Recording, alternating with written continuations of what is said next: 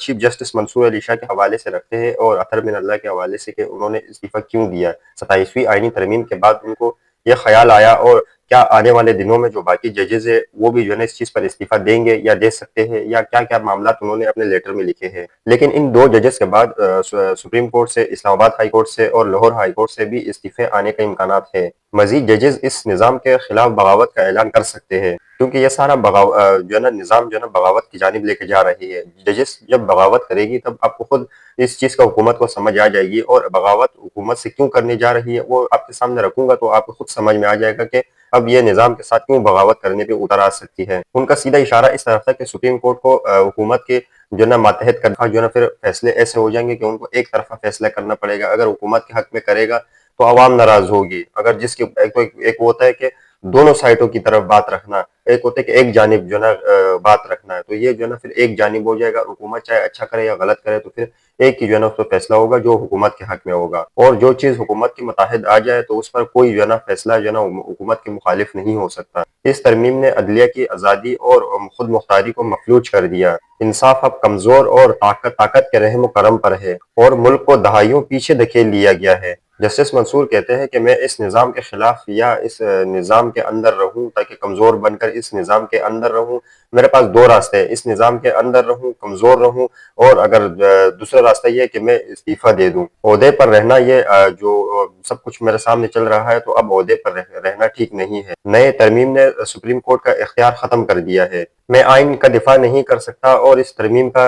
جو ہے نا دفاع بھی نہیں کر سکتا میں۔ لیکن ان کے استعفے سے کچھ دیر پہلے کل ہی جو ہے نا یہ بات ہوئی تھی کہ کل جو ہے نا آج جو جمعے کے دن جو ہے نا اس پر فل کورٹ اجلاس ہوگا اور معاملات ہوں گے اس میں طے ہوں گے، لیکن اس سے پہلے جو ہے نا یہ دو ججز نے استعفے دے دیے۔ یہ فل کورٹ اس وجہ سے تھا تاکہ 27ویں آئینی ترمیم پر فیصلے کر سکے۔ آج سے کچھ دیر قبل وزیر اعظم شہباز شریف نے یہ بات کہی ہے کہ جو چیف جسٹس یحییٰ آفریدی ہے انہوں نے آئین کے اندر ہوتے رہتے ہوئے بڑے جو ہے نا فیصلے کیے ہیں۔ دیکھتے ہیں کہ آنے والے دنوں میں چیف جسٹس کون رہتا ہے۔ جو اس پر بھی ایک نئی بحث چڑھ گئی ہے کہ آنے والے دنوں میں چیف جسٹس کون رہے گا، یا وفاقی آئینی عدالت جو ہے اس کا جو ہے نا چیف جسٹس جو ہے نا وہ جو ہے نا چیف جسٹس بنے گا۔ تو دیکھتے ہیں کہ آنے والا جو چیف جسٹس آف پاکستان بنے گا، دیکھتے ہیں کہ آنے والے دنوں میں اس پر جو ہے نا اس کا بھی جو ہے نا بڑے مسئلے چل رہے ہیں۔ دیکھتے ہیں کہ آنے والے دنوں میں اس پر کیا جو یحییٰ آفریدی کے جانے کے بعد اس چیز پر کیا فیصلہ ہوتا ہے۔ کوئی دہشت گردی اور دہشت گردوں جیسے ان کے ساتھ جو ہے نا رویہ سخت کیا جائے، اور ملک میں جو خصوصی طور پر KPK میں جو آپریشن ہو رہا ہے ان کو بند کیا جائے۔ تو اس پر جو ہے نا اب ایک حملہ کیا گیا ہے باجوڑ میں، جو کہا جاتا ہے کہ ڈرون حملہ کیا گیا، جس میں اور حملہ بھی کیا، مسجد پہ حملہ کیا، جس میں سے مسجد کی دیواریں اور مسجد جو ہے نا کافی ان کو نقصان پہنچا، مسجد شہید ہوئی ہے۔ یہ اس دوران ہوا ہے تاکہ دوپہر کے نماز سے کچھ ہی دیر پہلے ہوا ہے، جب دوپہر کی نماز کی تیاری ہو رہی تھی تو یہ ڈرون حملہ کیا گیا ہے۔